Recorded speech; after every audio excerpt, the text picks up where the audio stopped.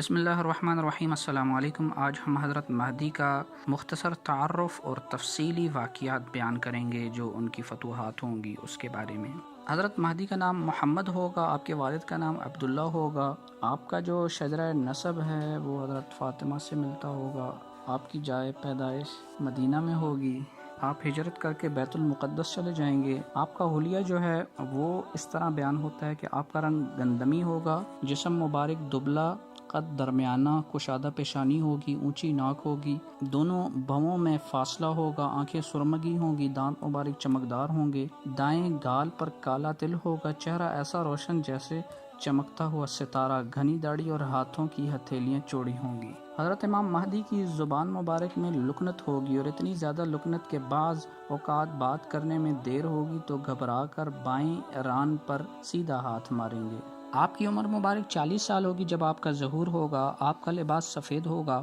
آپ کے پاس آپ صلی اللہ علیہ وسلم کی قمیض اطہر، آپ کی تلوار مبارک اور نبی صلی اللہ علیہ وسلم کا جھنڈا بطور نشانی ہوگا۔ آپ بیعت کریں گے حجر اسود اور مقام ابراہیم کے درمیان جو جگہ ہے وہاں پر آپ مسلمانوں کے ہاتھ پر بیعت کریں گے۔ آپ کے اخلاق جو ہے نبی صلی اللہ علیہ وسلم سے مشابہ ہوں گے، آپ دنیا کو عدل و انصاف سے بھر دیں گے، زمین والے اور آسمان والے آپ سے خوش ہوں گے، آپ کی وجہ سے، آپ کی برکت سے دنیا میں بکثرت بارش ہوگی اور زمین اپنا خزانے نکال لے گی اور آپ شہروں کے شہر فتح کر لیں گے اور آپ کی مدد کے لیے جو ہے اللہ تعالیٰ فرشتوں کو بھیجیں گے۔ غزوہ ہند کے ٹاپک پر ہم نے بات کی تھی کہ بیت المقدس کا جو بادشاہ ہے وہ لشکر بھیجے گا ہندوستان، اور وہ ہندوستان کے بادشاہوں کو زنجیروں میں جکڑ کر بیت المقدس لے کر جائیں گے۔ تو حضرت مہدی کے بارے میں ہے کہ وہ جو بادشاہ ہوں گے بیت المقدس کے وہ حضرت مہدی ہوں گے۔ جس یمنی خلیفہ کے ہاتھ پر قسطنطنیہ فتح ہوگا اس کے ہاتھ پر روم فتح ہوگا۔ اس زمانے میں دجال ظاہر ہوگا، اس زمانے میں حضرت عیسیٰ کا نزول ہوگا، وہ ہاشمی شخص ہوگا اور اس کے ہاتھوں ہند فتح ہوگا۔ یہ غزوہ ہند وہ ہے جس کے بارے میں حضرت ابو ہریرہ سے روایت ہے، حضور صلی اللہ علیہ وسلم نے ہند کا ذکر فرمایا اور فرمایا کہ ایک یمنی بادشاہ بیت المقدس سے ہند ایک لشکر بھیجے گا تو وہ ارض ہند کو فتح کر لیں گے اور وہاں کے خزانے بیت المقدس لے جائیں گے، اور وہ بادشاہ ہند کے بادشاہوں کو زنجیریں پہنا کر اپنے دربار میں حاضر کرے گا۔ اللہ تعالیٰ اس لشکر والوں کی مغفرت فرما دیں گے، پھر وہ لشکر واپس بیت المقدس جائے گا۔ جب وہ وہاں پہنچیں گے تو حضرت عیسیٰ کو پا لیں گے۔ حضرت ابو ہریرہ نے عرض کیا، اگر میں نے اس غزوہ کو پا لیا اور جب میں وہاں فتح یاب ہو کر واپس لوٹوں گا تو حضرت عیسیٰ سے ضرور ملوں گا اور ان کو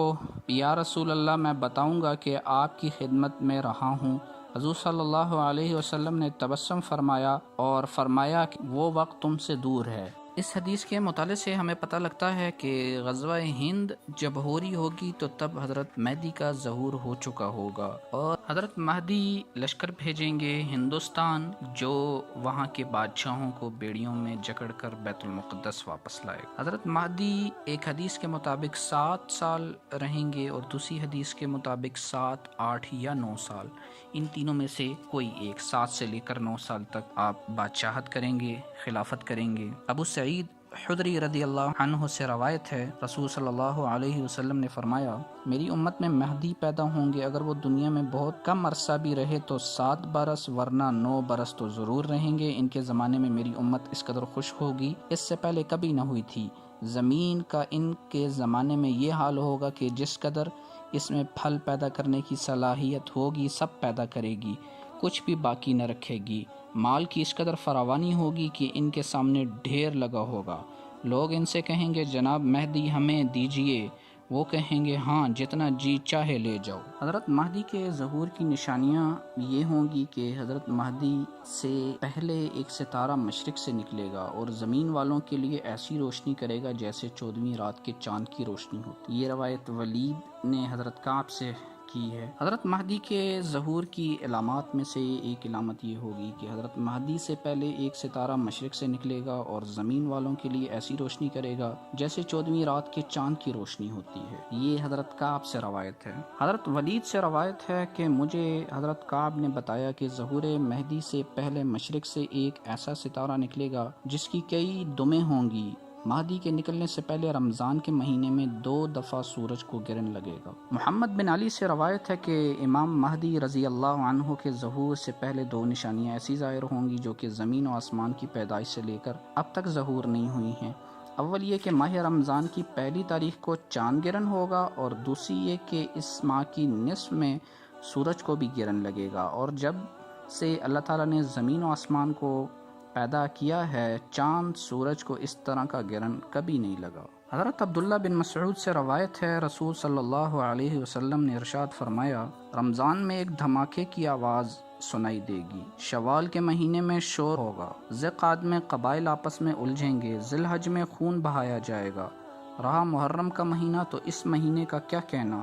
اس ماہ میں اتنی کثرت سے قتال ہوگا کہ بس۔ اس جملے کو 3 مرتبہ فرمایا۔ صحابہ نے پوچھا، یا رسول اللہ یہ دھماکہ کیا ہے؟ فرمایا، یہ ماہ رمضان میں جمعرات کی نصف شب میں ہوگی، جس سے سونے والے جاگ اٹھیں گے اور پردہ دار خواتین گھبراہٹ سے پردے سے باہر آ جائیں گی۔ اس سال زلزلے بھی بہت آئیں گے، تو اس دن جمعے کی نماز فجر کے بعد اپنے اپنے گھروں میں جا کے دروازے اچھی طرح بند کر لینا، گھر کی تمام کھڑکیاں، روشن دان اور ہر طرح کا سوراخ وغیرہ بھی بند کر لینا، آپ اپنے کو چھپا لینا اور اپنے کان بھی بند کر لینا۔ پھر جب اس آواز کو محسوس کرو تو سجدے میں گر کر سبحان القدوس سبحان القدوس ربنا القدوس کہنا، کیونکہ جو شخص یہ عمل کرے گا وہ نجات پائے گا، جو یہ عمل نہیں کرے گا وہ ہلاک ہوگا۔ ابان بن ولید بن ابی معیط نے عبداللہ بن عباس رضی اللہ عنہ کو یہ فرماتے ہوئے سنا، اللہ تعالیٰ لوگوں میں نا امیدی پھیل جانے کے بعد مہدی کو بھیجیں گے، یہاں تک کہ لوگ یہ سمجھ بیٹھیں گے کہ کوئی مہدی نہیں آئے گا۔ ان کے انصار و مددگار اہل شام کے کچھ لوگ ہوں گے جن کی تعداد 315 آدمی یعنی اصحاب بدر کی تعداد کے قریب ہوگی۔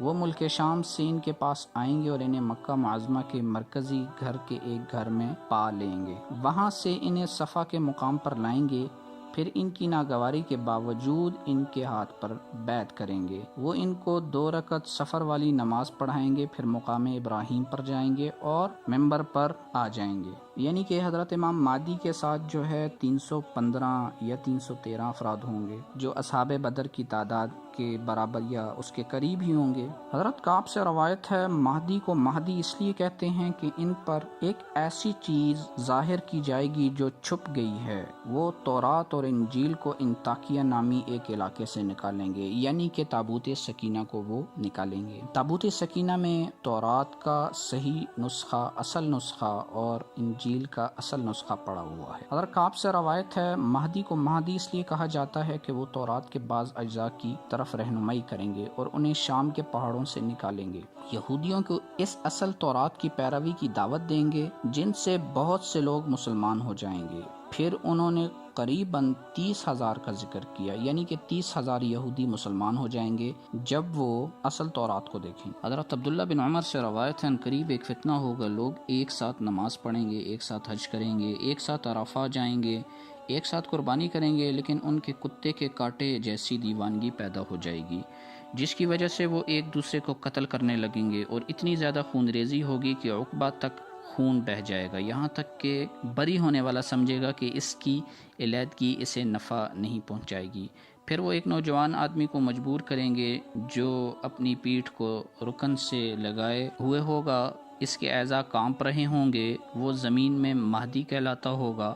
اور آسمان میں بھی مہدی ہوگا، تو جو شخص ان کو پائے وہ ان کی اتباع کرے۔ حضرت عبداللہ بن عمر رضی اللہ عنہ سے روایت ہے، لوگ اکٹھے حج کریں گے اور اکٹھے ہی امام کے ساتھ عرفہ میں جمع ہوں گے، پھر جب وہ مینا پہنچیں گے تو اچانک ان لوگوں پر دیوانگی جیسی کیفیت طاری ہو جائے گی اور قبائل ایک دوسرے سے ناراض ہو کر آپس میں لڑ پڑیں گے، یہاں تک کہ عقبہ سے خون بہہ اٹھے گا۔ اس وقت لوگ اپنے سب سے بہتر آدمی سے فریاد رسی کے لیے اس کے پاس جائیں گے، جبکہ وہ اپنے چہرے کو کعبے سے لگائے رو رہا ہوگا، گویا کہ میں اسے اور اس کے آنسوؤں کو دیکھ رہا ہوں۔ لوگ کہیں گے کہ آگے بڑھیے، ہم آپ کے ہاتھ پر بیعت کرنا چاہتے ہیں۔ وہ کہیں گے تیرا ستیہ ناس ہو جائے، کتنے وعدے تم لوگوں نے توڑے ہیں اور کتنا خون تم نے بہایا ہے، یہ سب باتیں ہوں گی، مگر بعد ازاں وہ ناگواری کے ساتھ بیعت کر لیں گے، لہٰذا اگر تم لوگ ان کو پالو تو ان کے ہاتھ پر بیعت کر لینا، کیونکہ وہی مہدی ہیں زمین میں اور وہی مہدی ہیں آسمان میں۔ عمر بن شعیب اپنے والد اور دادا کے حوالے سے روایت کرتے ہیں، رسول صلی اللہ علیہ وسلم نے فرمایا